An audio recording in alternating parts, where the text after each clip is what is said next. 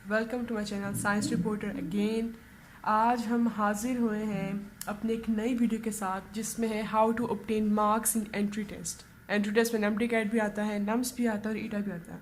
इसको स्टार्ट करने से पहले मैं आपको एक बात बता दूँ, साइंस रिपोर्टर को रन करने वाली मैं हूँ और अल्हम्दुलिल्लाह मेरा एडमिशन जो है वो एंट्री टेस्ट MT-CAT के अंदर हो चुका है अल्हम्दुलिल्लाह। इस साल 2020-21 के बैच में RMC के अंदर मेरा एडमिशन जो है वो हो गया है। इस वजह से मैं चाहती हूँ कि मेरे पास जो नॉलेज है, मेरे पास जो इन्फॉर्मेशन है वो मैं आप लोगों को ट्रांसफ़र करूँ।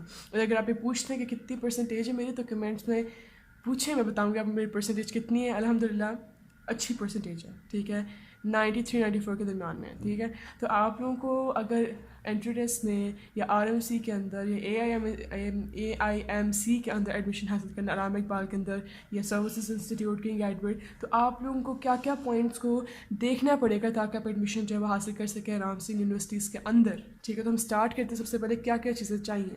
मैंने जब अपना स्टडी स्टार्ट की थी एंट्री टेस्ट के हवाले से, तो मैंने कुछ पॉइंट्स को अपने दिमाग में रखा था। जो इनमें सबसे पहला पॉइंट जो है, सबसे इंपॉर्टेंट पॉइंट जो है वो माइंड सेट का है, ठीक है, ये याद रखिएगा।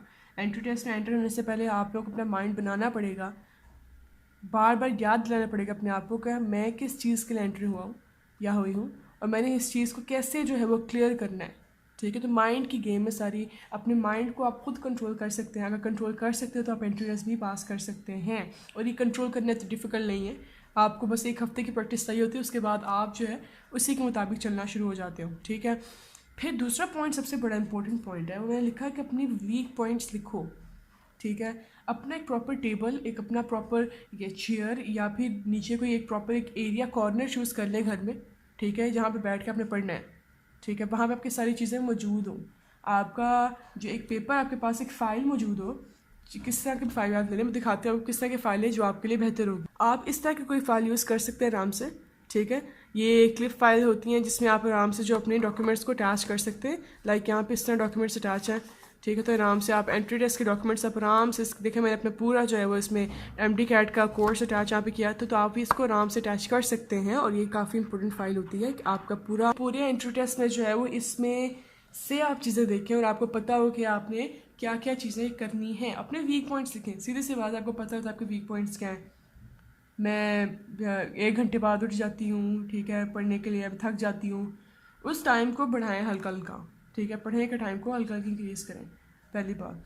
दूसरी बात यह है कि आपका अपनी डाइवर्जन को कम करना शुरू करें। लिखें कि आप कहाँ कहाँ जो है वो कमज़ोर हैं। आप अगर MC को सॉल्व करने में कमज़ोर हैं, उसको पॉइंट को लिखते हैं, ठीक है। जितनी बड़ी लिस्ट बनती बना लें, ठीक है, क्योंकि उसको आपने एंड टाइम पे आके काटना है उस लिस्ट को, ठीक है, कि आपने ये जो है वो अपने प्रॉब्लम्स क्लियर कर लिए, ठीक है। दूसरी बात, punishment if you break rule, ये बड़ा एक कमाल का, देखें, ये ह्यूमन साइकोलॉजी होती है कि इंसान के साथ ये चीज़ें कर रहा होता है। मतलब कि अगर आप एक रूल ब्रेक करते हैं, अपने से वादा करें, अपने से एक तहैया करें कि अगर मैं ये रूल तोड़ती हूँ कि मैंने जो है मतलब इतने घंटे पढ़ना है और मैंने इतने टाइम में इतना जो है वो चैप्टर कंप्लीट करना है और नहीं किया, तो पनिशमेंट क्या होगी, ठीक है।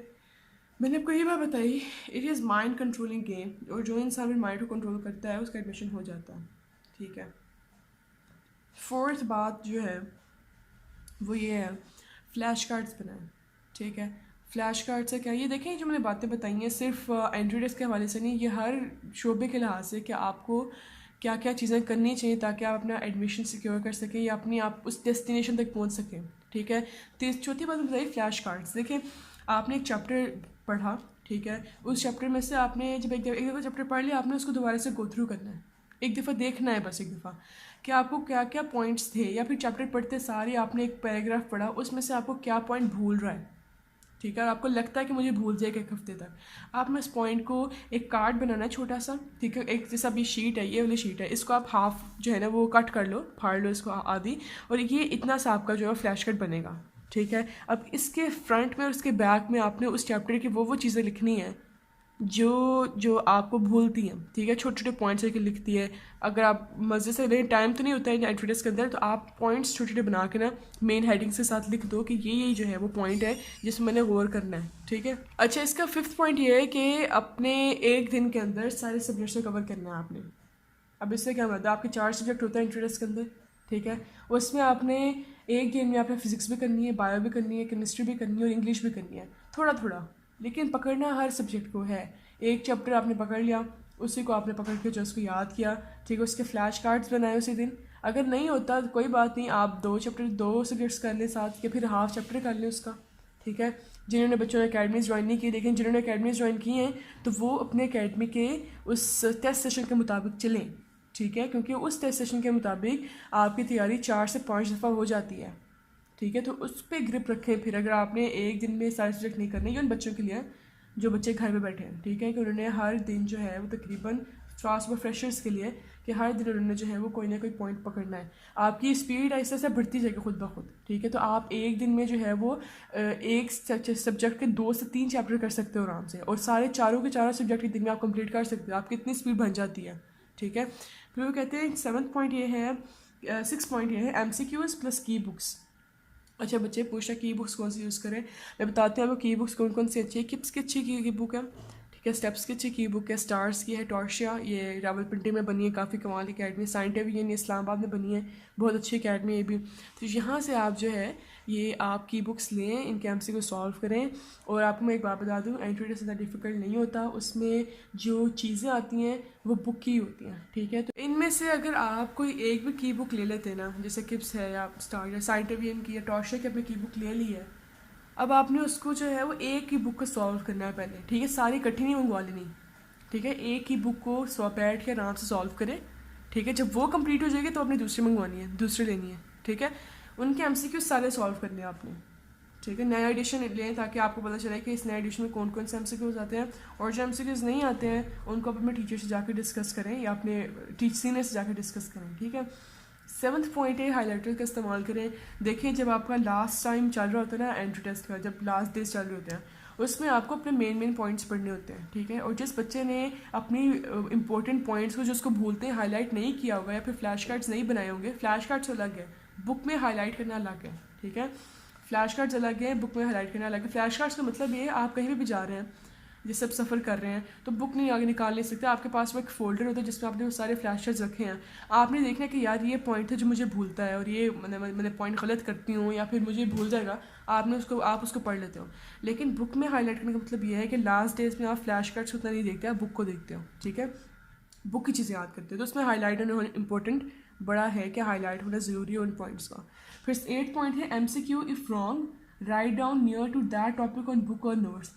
ये पॉइंट सबसे जो है ना बच्चे समझते नहीं बिल्कुल भी। आपको पता होना चाहिए कि अगर आप एक टेस्ट सेशन कर रहे हो या आप अपनी की बुक सॉल्व कर रहे हो, उसमें आपका जो MCQ सॉल्व हुआ है, मैंने बड़ा देखा अकेडमी के अंदर बच्चे करते क्या हैं कि वो ना जैसे अब टीचर ने लिखवाया, या तो फिर पिक्चर्स करना शुरू कर देंगे पूरे पूरे पेपर की। यकीन करें इसका कोई फ़ायदा नहीं है, ठीक है। इसका कोई 0% फ़ायदा नहीं है उन पिक्चर्स खींचने का, ठीक है। कोई भी नहीं देखता उस चीज़ को बाद में, ना पिक्चर्स करने का फ़ायदा है, ना आपका जो सर लिखवा रहे हो पूरा पूरा लिखने का फ़ायदा है, कोई फ़ायदा नहीं है। आपने करना ये है, टेक्निक इसकी है, आपने देखा कि वो जो चैप्टर सर जिसका सर ने टेस्ट लिया और वो आपको सर समझा रहे हैं, उसकी डिस्कशन हो रही है, आपने देखा आप कौन कौन से गलत है, आपने देखा आप कौन कौन से गलत है, और आपको लगता था कि आपके शायद ये तुक्के से ठीक हो गया, आपने वो भी लिखना है। आपने उसको लिखना कहाँ है, जो टॉपिक लिखा होगा या चैप्टर लिखा होगा उसके एक कोने में या कहीं भी जगह जो है ना आपकी छोटी तो होती है उसमें, तो आपने उनको साइड पे लिख देना है उन पॉइंट्स को। और ये आपने जैसे होता है ना स्टार बना के साथ उसके लिखते कि ये पॉइंट था जो मुझे भूला था, और ये जो है वो टेस्ट सेशन में हुआ है। मतलब कि जितने भी आपके फर्स्ट टेस्ट होता है उस चैप्टर का, फिर कंबाइंड टेस्ट होता है उस चैप्टर का, फिर FLPs होते हैं, उनमें जो जो टॉपिक्स आते हैं, जो जो पॉइंट्स में, तो आपने अपनी नोट्स के साथ वो पॉइंट लिखना है, बुक पर भी नहीं बल्कि नोट्स पे, ठीक है। अगर आप बुक यूज़ करते हो तो ठीक है, वरना नोट्स पे लिख ले तो बेहतर है, ठीक है। तो आपने वो लिखना है, उसको फिर जब आप पढ़ेंगे ना, जब आप दोबारा रिवाइज करेंगे तो आपके सामने से वो पॉइंट भी गुजरेगा जो आपने गलत किया है, तो अगली दफ़ा आप गलती नहीं करेंगे। ये पॉइंट है जो बच्चे नहीं समझते, और समझना ज़रूरी है। ये ट्रिक्स होती हैं कुछ एंट्री टेस्ट के हवाले से जो आपको जानना ज़रूरी है। फिर वो कहते हैं कि मैंने कहा है कि print out pass papers of UHS, NUMS, FMDs and EDA। देखें, मोबाइल का यूसेज कम करें, ठीक है, पहली बात। दूसरी बात ये है कि पेपर जो है ना उनको प्रिंट आउट निकलवाएं, अपने सामने रखें। आपको पता होगा मैंने ये वाला MCQ सॉल्व किया है, मैंने ये वाला MCQ सॉल्व नहीं किया, मेरे पास मैंने पैसे लगा के चीज़ें निकाली हैं, अब मुझे उनको सॉल्व भी करना है, ठीक है। अगर मोबाइल में आपके वो पेपर्स होंगे ना तो वो उसका कोई फ़ायदा नहीं है, ठीक है। आप कभी देखेंगे, कभी नहीं देखेंगे, आखिरी दिन में देखेंगे। और तीसरी बात यह है, इसी के अंदर बता दूँ मैं आपको कि जो पेपर्स होते हैं, जब आपका एक FLP गुजर जाएगा ना, आपने उन पेपर्स को सॉल्व करना है, ठीक है। आपने देखना है कि पेपर्स कैसे कैसे आए हैं और FLP गुजरने के बाद, ठीक है, एक फर्स्ट FLP गुजरने के बाद, क्योंकि उससे पहले समझ नहीं कुछ आता था। लेकिन अगर आप देखना चाहते हैं तो आप अगर टेस्ट सॉल्व किया तो आप उन MCQs को देख सकते हो पेपर में कहाँ कहाँ से, लेकिन वो काफ़ी टाइम कंज्यूमिंग होता है। तो FLP गुजरने के बाद आपने एक दिन देना है कि जिसमें आप सारे पास पेपर्स को आराम से बैठ के देखो कि इस चीज़ चैप्टर में से कैसे कैसे MCQ बन के आए हैं। पास पेपर जो बच्चा नहीं देखता ना, मैं कहती हूँ उसको नहीं पता लग सकता कि पेपर कैसा आएगा UHS के अंदर। तो आपको पास पेपर देखना लाजमी है, आपको उसकी डिफ़िकल्टी लेवल का अंदाज़ा होगा। बड़े क्रिटिकल थिंकिंग के साथ चलें एंट्री टेस्ट के अंदर, उसमें आप देखें होशियार होना पड़ता है, सिंपल सी बात है एंट्री टेस्ट के अंदर, ठीक है। 10 पॉइंट ये है कि क्रैम कर लें। 1 सेकेंड, एक मिनट ख़राब हो रहा है। Cram book lines specially biochemistry. अच्छा, लाइन का मतलब क्या है? वो कहते हैं कि it's everything is about concept in entry test, ठीक है, ये बात की जाती है। बट मेरा मानना ये है कि 70% क्रैमिंग है एंड 30% कॉन्सेप्ट्स है, ठीक है। ये तो हो गया 70% cramming and 30% concepts in the entry test, ठीक है।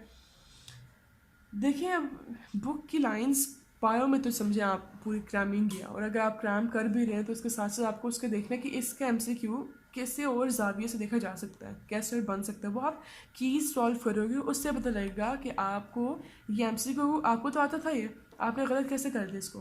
तो आपने अगर MCQ सॉल्व किए होंगे तो आपको तब पता चलेगा कि इस लाइन को ये ऐसे ऐसे कर्व करके दे रहे हैं पेपर के अंदर, ठीक है। तो बुक की लाइन क्रैम करने के साथ साथ MCQ प्रैक्टिस भी काफ़ी करें, ताकि आपको समझ आए कि जो क्रैम्ड की हुई लाइन्स हैं उनको उन्होंने टेढ़ा मेढ़ा करके कैसे दिया, और है वही पॉइंट, बस टेढ़ा मेढ़ा किया हुआ है। और ये वाला पॉइंट 11th के अटैम्प्ट मैक्सिमम MCQs काफ़ी ज़्यादा अटैम्प्ट करें। और अब अगर आप देख रहे हैं तो पढ़ रहे हैं तो मज़ा लेके पढ़ें, ठीक है। मतलब कि MCQs जितने हो सकते हैं आपसे अटैम्प्ट करते जाए उस चैप्टर के लिहाज से। और 12th पॉइंट है, never hesitate asking questions from your teachers. देखें, अगर आपका एक लेक्चर चल रहा है, ठीक है, काफ़ी सख्त टीचर भी खड़े हैं आपके सामने, तो आपने क्वेश्चन पूछना बंद नहीं करना, ठीक है। आपने पैसे दिए उस चीज़ के, पहली बात, ठीक है। दूसरी बात ये कि आपका फ्यूचर दाव पे लगा हुआ है, ठीक है। अगर आपने उस 1 मिनट के अंदर टीचर से क्वेश्चन ना किया तो हो सकता है वही क्वेश्चन पेपर में आ जाए और आपकी वो कन्फ्यूजन क्लियर ना हुई हो, ठीक है। तो वो तो आपका 1 मार्क्स गया है ना, और 1 मार्क्स एंट्री टेस्ट में काफ़ी बहुत ज़्यादा मेहनत लगता है। तो आपने वो क्वेश्चन पूछना है, कुछ भी हो जाए, लल्लू सा क्वेश्चन है, किस तरह का भी क्वेश्चन है, आपने पूछना है, लाजमी है पूछना, ठीक है। ये सबसे बड़ा पॉइंट है जो बच्चे बहुत गंदी तरीके से जो है उसको समझते नहीं हैं। मुझे बड़ा अफसोस होता है जो बच्चे क्वेश्चंस नहीं करते क्लास में और अपने पॉइंट्स को क्लियर नहीं करते। आपको अलग से बाहर जाना पड़े सर से, जाएँ, जाके पूछें, इससे फ़र्क नहीं पड़ता। वो 1 मिनट आपके लाइफ का सबसे कीमती मिनट भी हो सकता है, ठीक है। 13th point, enjoy while learning. पढ़ रहे हैं तो जैसे गेम्स खेलते हैं, आपको मज़ा आता है, इस तरह पढ़ते वक्त मज़ा लेके पढ़ें, अपने माइंड को कंट्रोल करें कि हाँ मैं अभी काम कर रहा हूँ तो मुझे पूरा फोकस इस पर रखना है, किसी और चीज़ पर नहीं रखना, ठीक है। 14th पॉइंट ये है, make 1 week plan for all your 4 subjects. अब 1 हफ्ते का प्लान बनाएं, ठीक है। हाँ, सुबह जब सैटरडे या संडे आपको मिलता है अलग से, तो उसमें अलग से अपना प्लानिंग करें कि मैंने इस टाइम को कैसे यूज़ करना है। देखें, एंट्री टेस्ट में अलग से मैं रूटीन के सेशन चलाऊँगी कि कैसे रूटीन बनाते हैं अपनी, हर बंदे की अपनी रूटीन होती है, बट मैं आपको अपनी रूटीन बताऊँगी मैंने क्या किया था उस टाइम पे। तो उससे आपको अंदाज़ा होगा कितने घंटे नींद पूरी करनी होती है, कितने घंटे पढ़ना होता है, कैसे पढ़ना होता है। तो 1 वीक प्लान जो अपना बनाया लाजमी, वो मैं आपको नेक्स्ट वीडियो में बताऊँगा कि 1 वीक प्लान जो कैसे बनाया जाता है और कैसे हम उसको मैनेज करते हैं। अब 15th वो कह रहा है कि if doing improvement paper then put proper focus on just improvement marks increasement. मतलब अगर आप एंट्री टेस्ट देने से पहले अपने मार्क्स इंप्रूव करना चाहते हैं फिर के, तो अपना फोकस जो है वो इम्प्रूवमेंट के पेपर्स पे ही रखें, ठीक है। उसमें पॉइंट्स ढूंढेंगे आपको क्या क्या जो है वो आप ऐड करेंगे, क्योंकि आपको लिखना पड़ना है चीज़, ठीक है। तो अपने पॉइंट्स आप याद रखें कि मैंने इसको अभी करते वक्त इसको करना है, चूज़ करना है, फिर याद करते वक्त मैंने इस पॉइंट को रखना है अपने दिमाग में, मैंने क्या क्या करना है कि मुझे इसमें से मार्क्स मैं आसानी से सिक्योर कर सकूँ, ठीक है। और आपने अपनी तैयारी इम्प्रूवमेंट के टाइम भी 6 to 7 टाइम्स कर लेनी है, ठीक है, ताकि आपको जो है वो जो आप याद कर रहे हो या फिर जो आप लिख रहे हो आपको पता हो आप क्या लिख रहे हो, क्लियर है पॉइंट। तो 16th पॉइंट, ये तो 15 पॉइंट्स थे, ठीक है। मैंने आपको बताया 15 पॉइंट्स आपको चाहिए अगर आपने एंट्री टेस्ट पास करना है इजीली, तो ये 15 पॉइंट्स हैं। अब 16th पॉइंट क्या है वो बताते हैं। 16 पॉइंट है, see the next video for week plans, how to make routine study, how to cope with paper timing and anxiety. देखें, ये जो है ना, ये टॉपिक्स मैं आपको एक वीडियो के अंदर सारे टॉपिक्स नहीं बता सकती, अलग अलग वीडियो बनेंगे ताकि आप आराम से उस चीज़ को अंडरस्टैंड कर सकें कि करना क्या है। ठीक है, वीक प्लान्स कैसे बनते हैं, रूटीन स्टडी कैसे होती है, अब पेपर के टाइम के दौरान में आपने एनजाइटी से कैसे डील करना है। ठीक है, तो ये सारे पॉइंट्स जो हैं ये आपको मैं बताऊंगी नेक्स्ट वीडियो के अंदर। तो उस टाइम के लिए अगर आपको मेरी वीडियो पसंद आती हैं, मेरे पॉइंट्स पसंद आते हैं, तो आप जो है वो लाइक कर दें, शेयर कर दें, सब्सक्राइब कर दें और अपनी दुआ में मुझे याद रखिएगा। बहुत शुक्रिया अब आपकी। हमारी मुलाकात इंशाल्लाह रावलपिंडी मेडिकल यूनिवर्सिटी में ही होगी इंशाल्लाह। अल्लाह हाफिज़।